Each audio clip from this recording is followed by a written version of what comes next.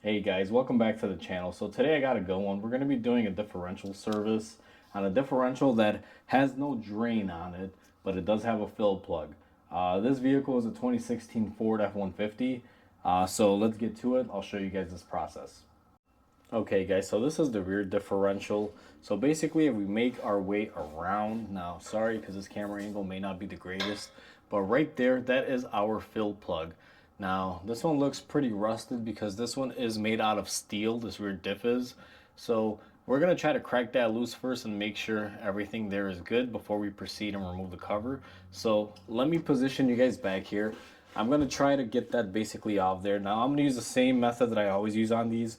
If it's a square drive, you just use a 3/8 ratchet. So let me get that done. Alright guys, so I went ahead and I removed my fill plug. As you guys can see, this one has a magnet. You guys can kind of see the material on there. This one's not looking too bad. You're always going to get a little bit of grime on these. You're always going to see that. As long as it's not excessive and you see like a really long shavings pool of them, usually you're good. This is pretty much satisfactory. I mean, this is normal. You're always going to see something. So just thought I'd mention that out. So now that we got this off, we're going to go ahead and proceed and drain our differential. So let me get set up for that and I'll show you guys. Alright guys, so I do apologize in advance. The camera angle is going to be kind of weird. I have to have you guys a little bit farther back. But essentially what you're going to want to do to begin here is as you guys can see, these ABS wires that are basically on the studs that are on the diff that hold the wire in place. You're going to want to grab your little clip puller, whatever you want to call this tool. And essentially what you're going to do basically is just get these off gently. Now you don't want to break these guys, you want to save these. This is for the wire. This is the way the wire gets held up here. And what you do is just get in behind the plastic and you just kind of rock it back and forth and eventually it'll come off. And then once we have it off, what I'm going to do is just kind of tuck it over the brake line, just get it out of our way. The next step in this essentially, now you can do this by hand. If you have a gun like an electric impact like I do, go ahead and use it. The way I do this is, first of all, you got to remember where your location was that has the studs. Now let me get you in here just really quickly and you can see the areas where it was being held on, where the little clips were for the ABS speed sensor. You have like a stud. So essentially you're gonna know where these were. You gotta mark it or somehow remember it. Now these are pretty easy. There's only 3 of them, so you can't really mess it up. Plus I got the video to reference if I do wind up somehow messing it up. So where we're gonna begin is basically we're gonna remove these. Now I'm gonna remove the 3 studs first, and I'm just gonna keep them separate, and then just put these here out of my way so that way I know where they are. Now what you can do to know where they go essentially is you can make a mark here. Now it's pretty easy for me because I'm gonna get everything else and I know up top I only have one here and one here, so it's pretty straightforward. Alright guys, so I got all of my bolts off except for the 2 top ones. Now let me get you guys zoomed in here. You're also going to notice that something happened here. I don't know if you guys are paying attention to right here. Essentially, one of the bolts snapped, if you guys can see on there. So this bottom one over here, I'm going to have to extract that out. Now that we got our 2 screws here, lightly threaded, just holding the cover on so we don't make a mess, what you're going to want to do is get something like this little tool. Now, I don't know what they call this, but basically, think of it like a spatula. It's made to basically get in here and separate the 2 covers because this is siliconed on, and you're going to want to use your hammer. So the way you're going to want to do this is kind of get it on the edge and just going to lightly tap it just to separate the 2. So let me get you guys zoomed in here on the corner that I'm choosing to do this on. So I'm going to use this corner here, and what you're going to want to do is you're going to work it in there. Now this will take a little bit of time, a couple tries. Okay guys, so I got a nice little corner here where I'm essentially going to be getting it off. It's kind of wedged in there. If I pry in it a little bit, it's ready to come down. Now I'm going to angle you guys down. You guys can see how this stuff comes out. So I'm going to go ahead and just push this in here further and just kind of work it. Now the silicone sometimes can be tough, but you guys can see I'm just kind of going down here. It doesn't take a lot. You're just trying to break the seal. And there's my rear differential fluid. I don't know if you guys can see it coming out, but that's essentially what happens. Now, you guys probably can't see it, but I got a little bit of oil all over the floor here. So let me get cleaned up, but that's essentially how you want to do it, and you want to try to control how fast this swings open. The reason why I leave my bolts in here is because if it had no bolts up top, this thing would just fall to the ground and everything would be coming this way. Gear oil, guys, very nasty stuff. It smells. It's very thick. You definitely don't want to get this on you. Get this stuff on you. Alright guys, so it's done draining. So now that I cleaned up the mess that I made and this thing has kind of substantially drained out, what I'm going to do is basically hold one hand on it, and then I'm going to remove the two bolts that I left on there by hand, just in case there's any fluid on there. Now, stuff's not going to come gushing at you, but again, you don't want this to fall. So then you just remove it like so. I don't know if you guys can kind of see there. You'll kind of get, you know, like a film on here. It's kind of hard to pick up, but you'll see. Kind of pay attention to what it looks like now versus when I'm gonna get ready to put it back on. You will notice a pretty big difference in here. So this is the inside of the pan. Just keep in mind what it looks like now. So this will kind of show you the difference of what you get when you do a service on them. So now that we got that out, I'm gonna zoom you guys in. What do we essentially have here is basically our gear set. You got basically your drive shaft that drives this portion right here, and then you got your spider gears here that will kind of, you know, handle when you turn left and right. Now, one more thing, guys, pay attention to in here. Kind of show you a preview of what is going to happen with the cover. So if you pay attention to this surface on there, it looks fairly black, but if you really get in there, oh wow, look at that! It is actually silver in there. As you can see, a lot of buildup will build up on these, and what you got to do is you got to make sure you clean these out really good with a nice solvent. Now, I'm going to try to catch that process for you guys, but it creates a lot of stuff in the shop and a lot of noise, so I don't know how well the camera will pick it up, but I'll probably time-lapse it for you guys. But what I'm going to do now is, you guys probably saw, and I mentioned it earlier, I kind of have an issue here.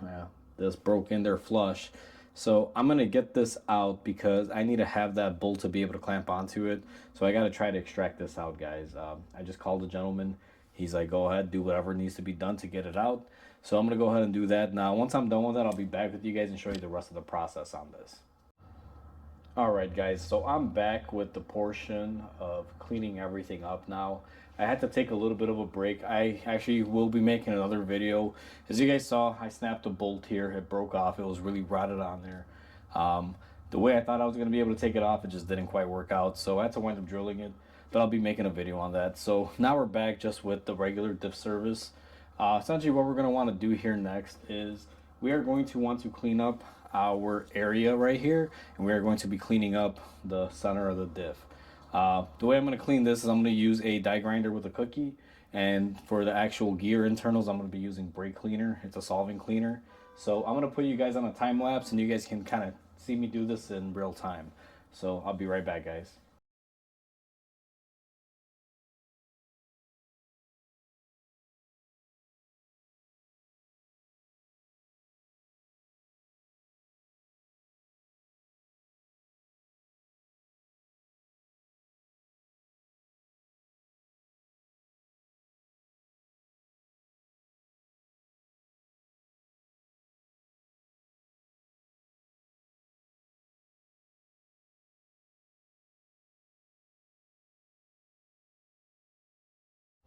Alright guys, so you guys basically in the last time lapse saw me clean the rear differential on the car, and then you saw me clean up this cover. I essentially just use my 90-degree wheel here, basically cuts through the silicone really easy. As you guys saw, this had silicone on there. I use these red bits. They basically are really good with silicone removal, but they don't take off any metal or any material. These are, I believe they're called Rolock discs. I call them oatmeal cookies because essentially when you get them, if you kind of look at that, it looks like a little oatmeal cookie before you use it. And these were great for that situation, guys. What I'm going to go ahead and do now is I'm going to take this and clean it up. I got to run this through brake parts cleaner and just clean up all the gunk and buildup that has happened over the years. Now, unfortunately, I'm not going to be able to show you that, guys, just for the sake of not making this video too long. Alright, guys, so I went ahead. You guys saw me clean this up. I ground down the sides with my grinder, and essentially for the middle I just sprayed some brake cleaner and I did it off camera in a rag. basically clean up the surfaces. If you guys remember when this came out, how dark it was compared to now, that's essentially built up over the years, guys, of the diff just running. Essentially, this should look like this. Now, this is stamped steel. You actually can see the extruding marks from when they manufacture it. That's not the gears or anything grinding into it. As you guys can see, just a form of process when they make these. So everything is nice and clean here. Let me take you guys to my differential here. Now, we already went ahead and we cleaned up our diff area. Let me get you guys angled in correctly there. So everything here is clean. I cleaned my surface area, and then I basically brake cleaned the whole thing over here. So what I'm going to do is do a little bit of more cleaning off camera. I do have a brake cleaner cannon that I could get in here and basically blast this whole thing. The reason why I don't want to have the camera here when I do that, guys, is that stuff gets everywhere and I do not want it to destroy my camera. Next step in this, guys, is we got to prep our cover. We got to basically get our gasket maker on there. What I do is I take a blue shop rag. You want something that's lint free. I put a little bit of brake cleaner on it, just kind of drench it like that. And essentially, before I apply the silicone, what I do is I go around here and I just give it one last and final wipe, just so I have a really good contact surface. I already went ahead and I cleaned all the stuff up. I also, even though my gloves are dirty, as you guys can kind of tell, I cleaned my fingertip areas with brake cleaner so I can work with the silicone. Now, this is going to be something that a lot of people are not going to disagree with me, because the way I do this is a little bit unconventional. So essentially, I take my silicone and just like anyone else, I basically start working my bead around there. And what I do is just slowly try to give yourself the same spacing. Now, it is a little bit difficult, but you got to try to keep it flowing, guys. You don't want to really like stop too much in between, and if you must stop, you'd want to stop in between like I just did there. And actually, as you guys saw, I kind of touched my surface there, so again, that rag, just clean it up. And basically, you're going to want to just lay down your silicone like this. Now, if you guys aren't using a silicone gun like I have, you can also use one of those little bottles of silicone. It works just as well. I just use this because it comes in a tube. But essentially what I'm using is a Permatex gasket maker. I love this stuff. This one is a 5-minute gasket maker. It works very, very quick, guys. Dries up pretty much, instantaneously. You don't got to really wait too long for it. So I'm just trying to go around here. Now, you guys are probably going to notice it's not very consistent, and that's for a reason. So here's the thing. I don't want to have a lot of hate on YouTube now, but essentially most people, what they do is they'll basically, put a bead on like that and just go ahead and smack it onto the car.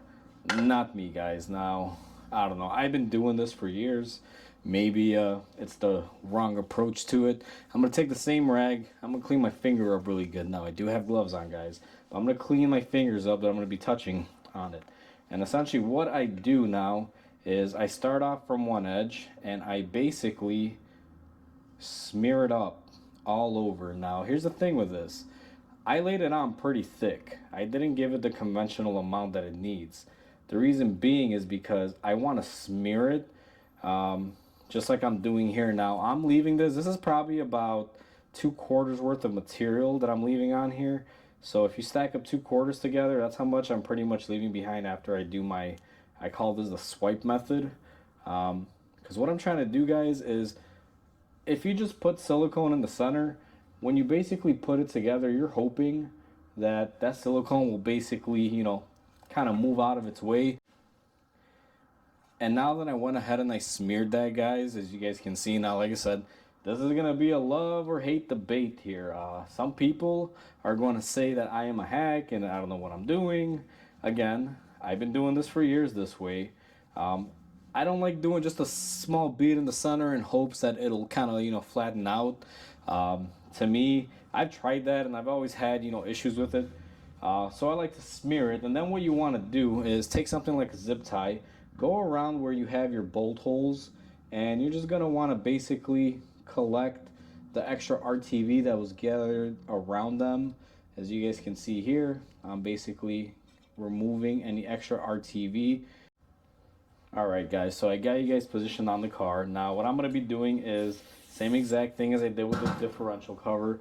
I'm going to take my rag and I'm going to wipe the little areas that are going to be making contact with my silicone for one last time, just in case there's any extra oil or grease or anything that was missed. So basically just give it its final cleaning before we're ready for reassembly. Now you also want to make sure you don't have anything in your way, like this ABS wire that constantly likes to fall down. And if you guys remember, I drilled out this hole, so you will see there's a difference there. That's why that one looks bigger. So essentially what you're going to want to do to start this off is, now that you've cleaned this up, you're going to want to find, now sorry guys, I'm going to have to squeeze in here. You're going to want to have to find which way your diff cover goes. You can mark it. These only really go on one way, but if you want to do it with a mark, you can. Essentially, if you look on the inside, you'll see that you have that cut out for your ring gear. So I got my silicone smeared on here the controversial way that I'm sure you guys will be talking about. And then what I'm going to do essentially is go ahead and I'm going to try not to touch anything on the way in here. I'm going to go ahead and put my cover on. Now, I have a few bolts here that I'm going to be using. So if you guys recall, I'm going to check where I had my ABS speed sensor wires. So I'm going to basically put my bolts opposite of where those go.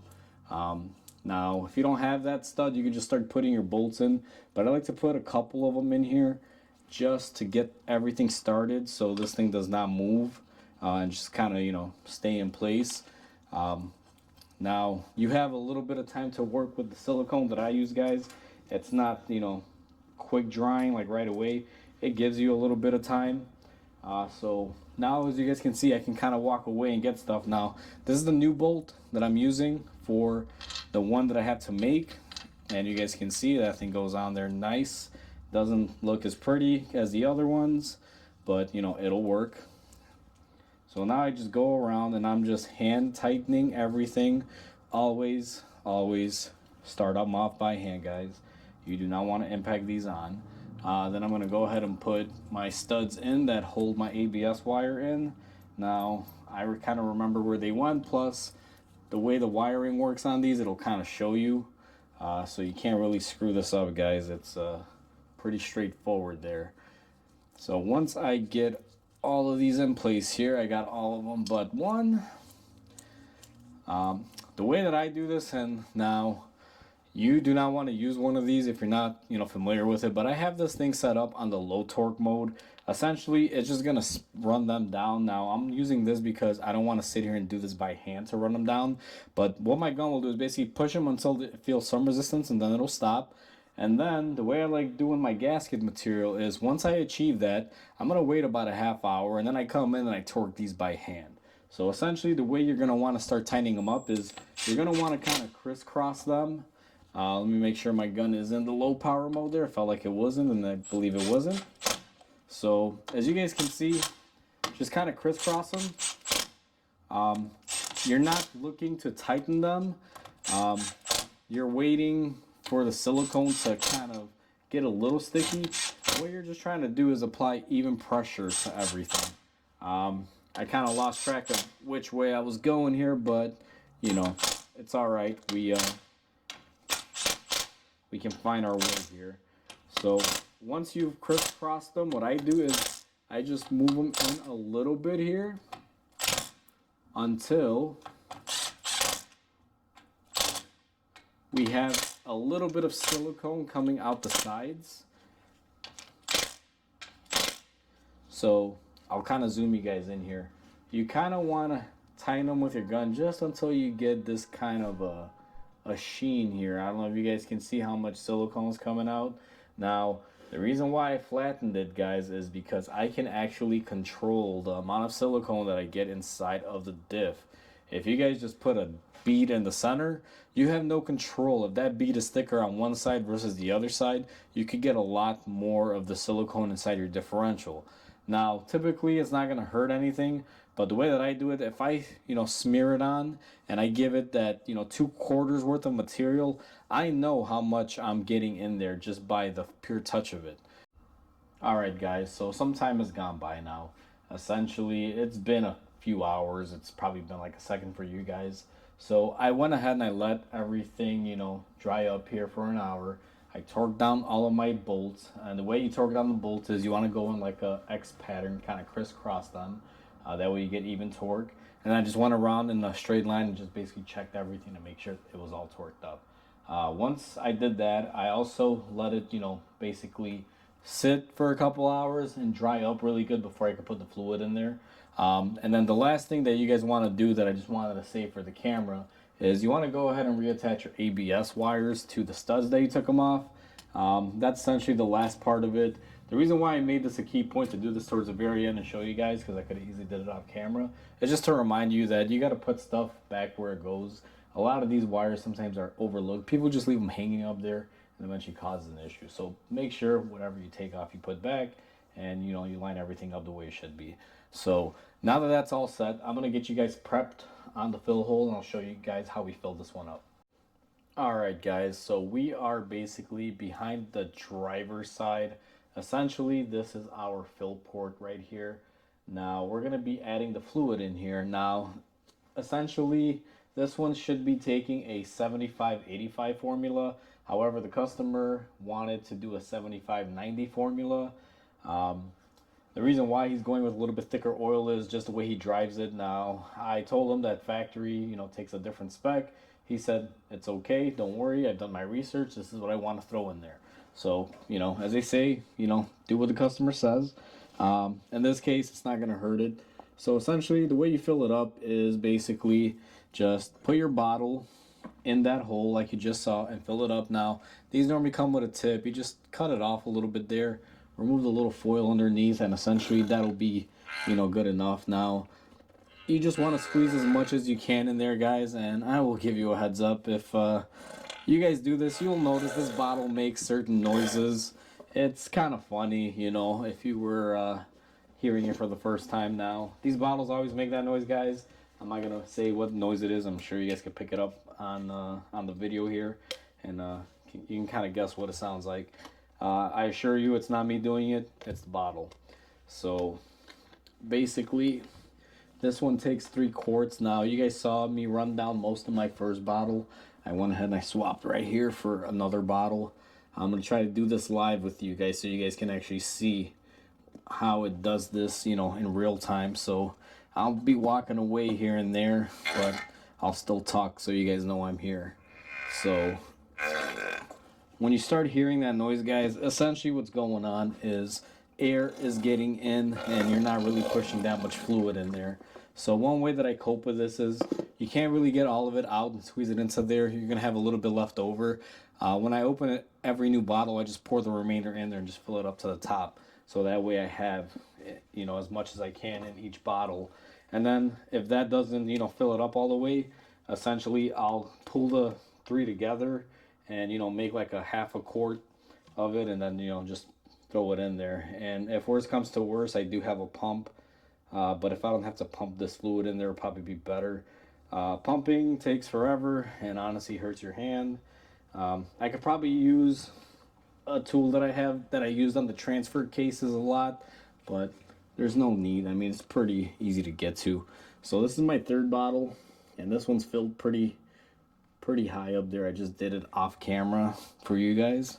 So this one should be the one to fill it up.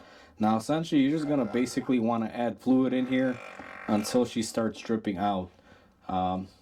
Usually they'll start dripping out, or you can take your pinky finger and just kind of stick it in there and you can kind of gauge where it is. We're almost there, guys. So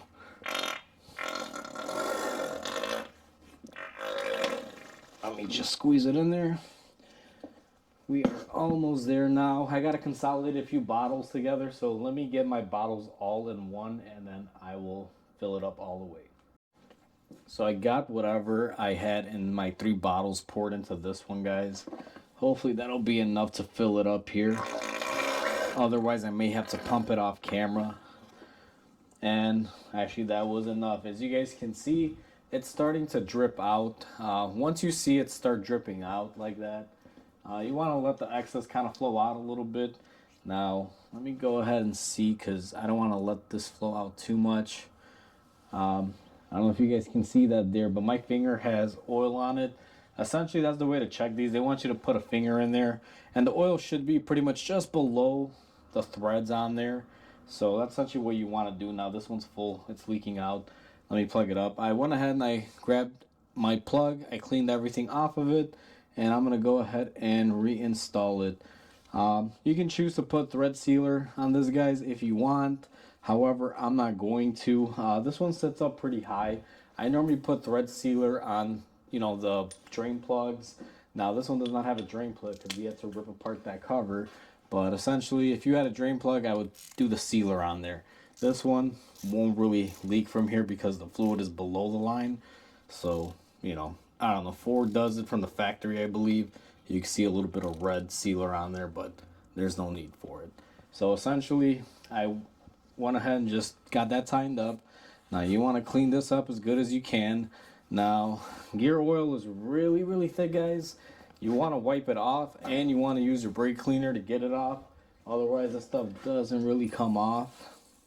So basically, get in there really, really good with the brake cleaner. Normally your brake cleaner would be in a can, not in a jug like this. I use a pressurized accessory that I have here because I buy my brake fluid in bulk in a 55-gallon drum. So I basically fill up this little guy and pressurize it here at the shop. If you guys are interested, let me know in the comments, and I'll make a video of how I do it and how it works, but it's, fairly easy. So once I got enough brake cleaner on there, and I can't stress enough how great brake cleaner is, guys. It's wonderful. And then one thing I want to point out that you'll see on this truck is you'll notice that it's kind of dark here in these areas. This customer used to have a leak here. They did the pinion seal, I believe, at Ford. It was a while ago. And as you guys can see, Ford didn't clean up their work. And you see how it's like dark in contrast to this. That's what will happen if you don't clean up after yourselves. I'm assuming the Ford dealer just replaced the seal on this, filled it up, and just let it go, and they didn't clean. Eventually that oil got, dirty and hot, kind of seeped into the metal, and that leaves that dark spot over there. So the last thing you want to do on this one now is you want to spin the wheels. If you guys saw, we cleaned up the whole pumpkin with some brake cleaner. I'm just going to spin this to get some oil on my gears, so that way when I put her into reverse and drive it out of here, I don't have to have a dry gear there, so that way everything is lubed up. So that's pretty much it, guys. That's how you do one of these rear differentials on, almost anything that doesn't have a drain plug. This one kind of threw a curveball at me because it did break a bolt down there. It was just inevitable. It was so rusted on there, nothing I could do. There will be a video on how to extract that and how to, deal with that situation when it comes up in a future video. So with that said, guys, hope you guys enjoyed this video. Hope you guys have a great day. Please comment, like, and subscribe. That way my channel can grow and I could get better content for you guys. So with all that said, I'll catch you guys on the next repair.